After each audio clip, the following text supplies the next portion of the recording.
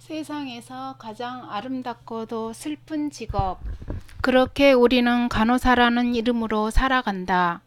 글을 쓰며 때때로 터져 나오던 울음을 참아내지 못했던 까닭은 지금 이 순간에도 사라지려는 생명을 붙잡기 위해 안간힘을 쓰면서 자부심보다는 축 처져 있을 간호사의 어깨가 서러웠기 때문이고, 자신의 환자를 지키기 위해 끊임없이 저승사자와 싸우는 전사가 되어야 하는 그 고단한 시간들을 알고 있었기 때문이다. 갑질과 여성 혐오에 이어 미투, 위드유 캠페인으로 사회 전체가 떠들썩하다. 강자에게 당하기만 하던 사람들이 조금씩 자신의 목소리를 내고 조그마한 소리에도 귀를 기울이는 사람들이 늘어가는 모습에 감회가 새로웠다. 환자를 지키기 위해서는 늘 강해져야 했지만 여전히 약자로 남을 수밖에 없는 간호사의 이 조그만 목소리에도 부디 귀 기울여 주기를 간절히 바란다. 머리말 중에서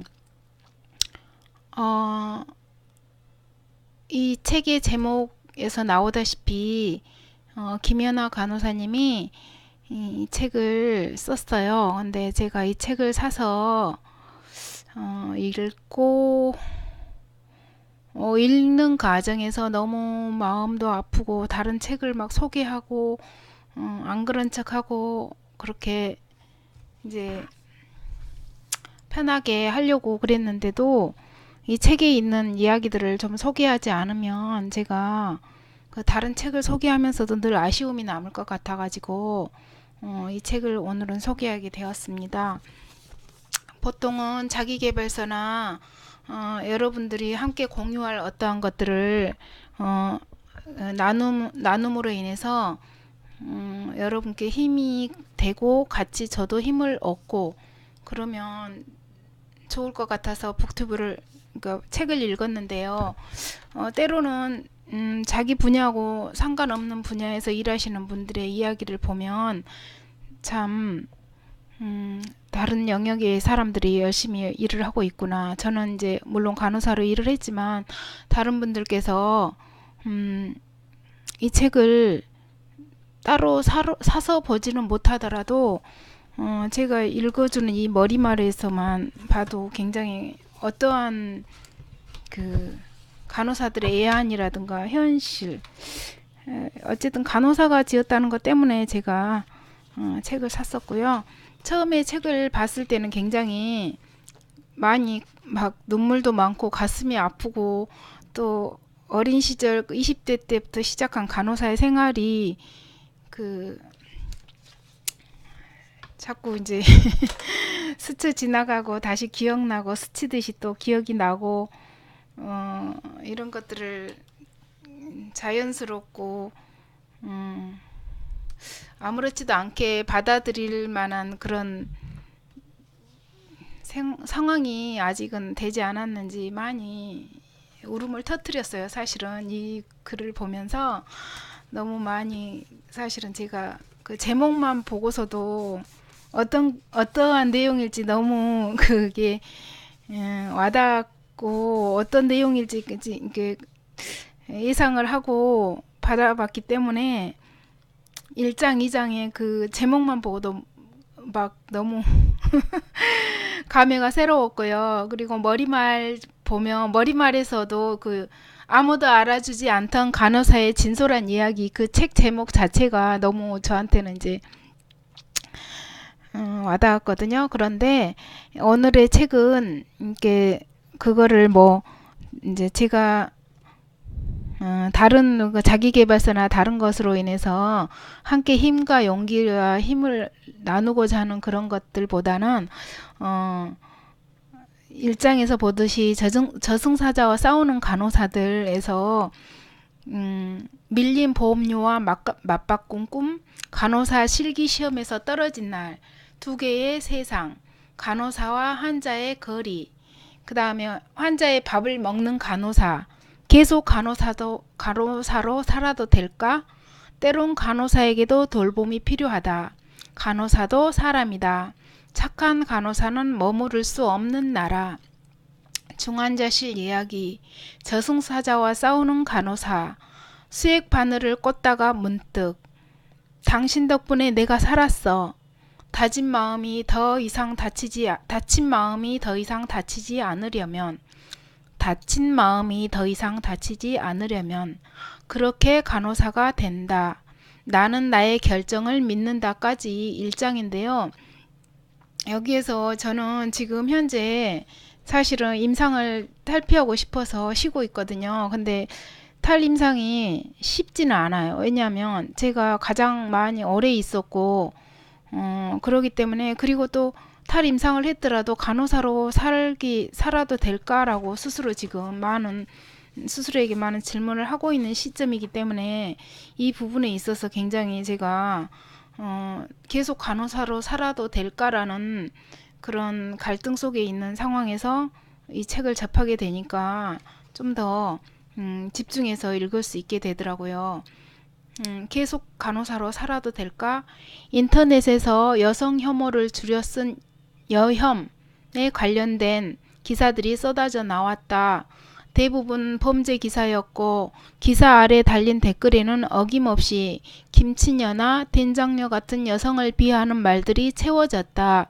미국의 어느 여자 배우는 같은 주인공임에도 여자 배우가 남자 배우들보다 훨씬 낮은 영화 출연료를 받고 있다는 사실에 분통을 터뜨렸고, 30년 가까이 할리우드를 주름잡았던 한 영화 제작자에게 끊임없이 성폭행을 당해온 또 다른 여자 배우들이 용기를 내 나도 당했다는 뜻의 미투 캠페인을 벌였다. 한국이든 애국이든 여성으로 살아가기 힘든 세상이다. 마치 병원에서 간호사로 살아가기 힘든 것처럼. 3교대 중 아직 아침 근무가 시작되었다. 새벽 공기를 맡으며 서둘러 출근길에 올랐다. 출근하자마자 응급 상황에 필요한 물품들이 제대로 갖추어져 있는지 응급 카트를 열어 수십 가지가 넘는 용품들과 약물들을 꼼꼼히 체크했다. 심폐소생술에 사용된 강심제의 개수를 세며 유효기간을 확인했고, 기간 내 삽관을 위해 환자의 입 안으로 들어가게 될 삽관경에 불이 제대로 들어오는지 확인했다. 환자에게 숨을 불어넣어줄 엠브백이 잘 작동하는지 직접 손으로 짜보았고, 신생아에서부터 노인까지 사이즈에 맞게 기관 내 기관들이 빠짐없이 있는지 확인한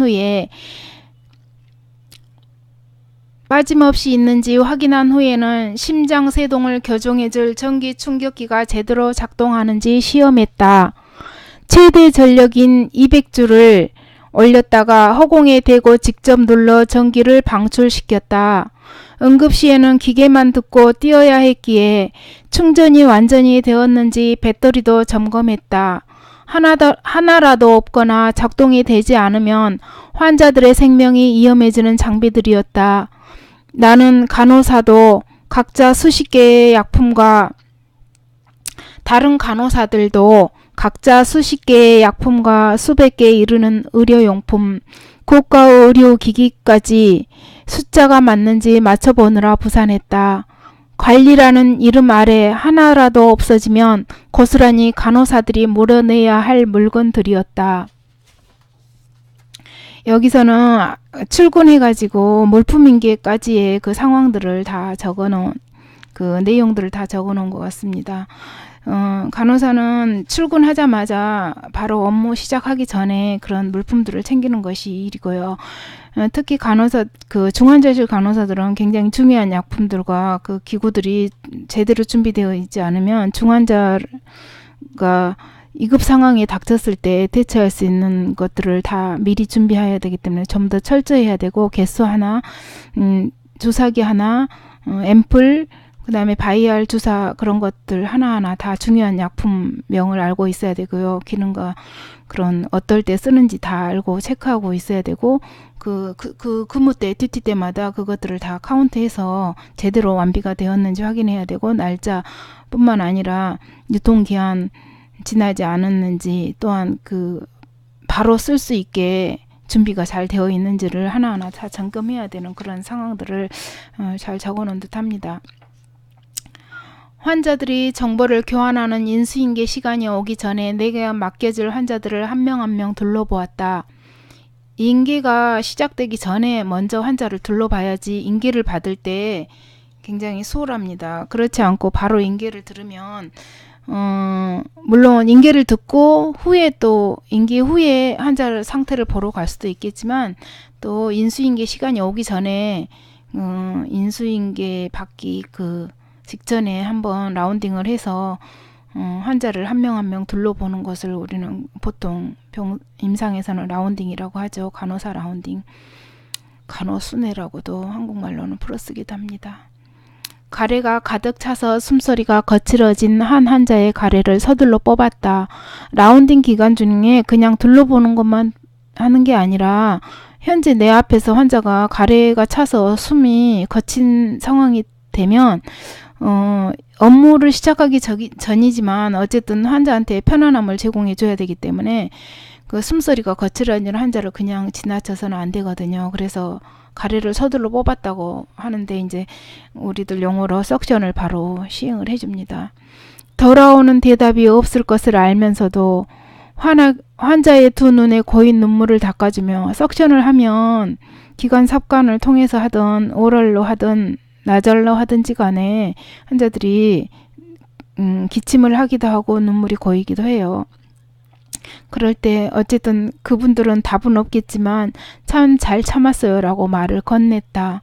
수액들이 정해진 양에 맞게 떨어지는지 확인하며 주사 부위가 혹시 붓지는 않았는지 축 처진 팔 다리들을 만져보거나 들여다보았다. 역치향이 생기지는 않았는지 몸을 돌려보는데 어느 환자의 무릎 맞닿는 자리가 빨갛게 눌려 있었다. 무릎 사이에 베개를 대어주고 눌린 자리를 한참 주물러 주었다. 환자들을 둘러보고 난 후에는 방구 몇 번이 받은 처방이 정확한지 다시 한번 꼼꼼히 체크하고 확인이 필요한 부분에 따로 메모를 해두었다. 환자들의 경과를 기록한 간호 기록들을 읽어 내려가는 마음이 조금씩 급해지고 있었다. 내가 맡은 환자들에게 각기 다양한 약물들이 처방되었는데 다양한 약물들이 처방되었는데 주사약과 경구용 약을 투약하기 전 미리 준비를 해놔야 긴 인수인계 후 제 시간에 투약할 수 있었다. 준비하는 손끝이 점점 더 빨라지고 있었다. 인수인계 후 환자에게 가려는데 갑자기 수간호사 선생님이 전체 간호사들을 불러 모아 병원에서 내려온 지침들을 읽어주셨다. 병원의 수익 창출을 위해 모든 간호사는 아이디어를 한 건 이상 낼 것. 간호사들이 서로의 얼굴을 쳐다보기 시작했다. 막막해하는 기색이 역력했다. 나 역시 내 환자가 편안함을 느끼는 자세를 찾아주는 일에 능숙했지만 병원에 돈을 벌어다 줄 방법을 알지 못했다. 막막했지만 그래도 병원을 위한 일이니 나중에 근무가 끝나면 인터넷이나 책을 한번 찾아봐야겠다는 생각으로 환자들에게 돌아간다. 환자 중 한 명은 보이지 않는 곳에서 출혈이 지속되고 있었다. 1시간마다 적혈구 수치 확인을 위한 혈액 검사가 나갔다. 없는 혈관을 힘들게 찾아 10분 전에 내보낸 마지막 검사 결과가 아직 나오지 않자 해주는 교수의 얼굴이 굳어 있었다. 그런 교수의 눈치를 보며 주치의가 계속 재촉하는 바람에 이제 막 시작한 환자의 투약을 멈추고 검사실에 빨리 결과를 알려달라고 부탁하는 전화를 걸었다.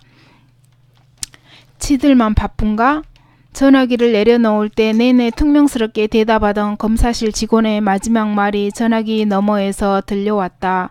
마음 상할 시간도 없이 잠시 멈췄던 투약을 서둘러 모두 마치고 이번에는 아침 일찍 나간 내 환자들의 혈액 검사 혈액검사 결과를 확인해 교종이 시급한 환자들을 체크했다. 심장에 영향을 주는 전해질인 나트륨과 칼륨의 수치가 정상 범위를 벗어난 환자들의 이름을 메모했고, 백혈구와 적혈구, 혈소판 수치를 확인해 격리가 필요한 환자와 수혈이 필요한 환자를 가려냈다. 동맥에서 뿜어낸 산소와 이산화탄소 수치를 분석해 인공호흡기에도 조금씩 조절해 주어야 했다. 일일이 다른 주치의에게 필요한 처방을 내리도록 알려는 전화를 걸었다. 주치의들이 뒤늦게 내는 추가 처방은 생각 외로 많았다. 환자들이 조금이라도 좋아지려면 더 바삐 뛰어다녀야 했다. 여기까지 읽겠습니다.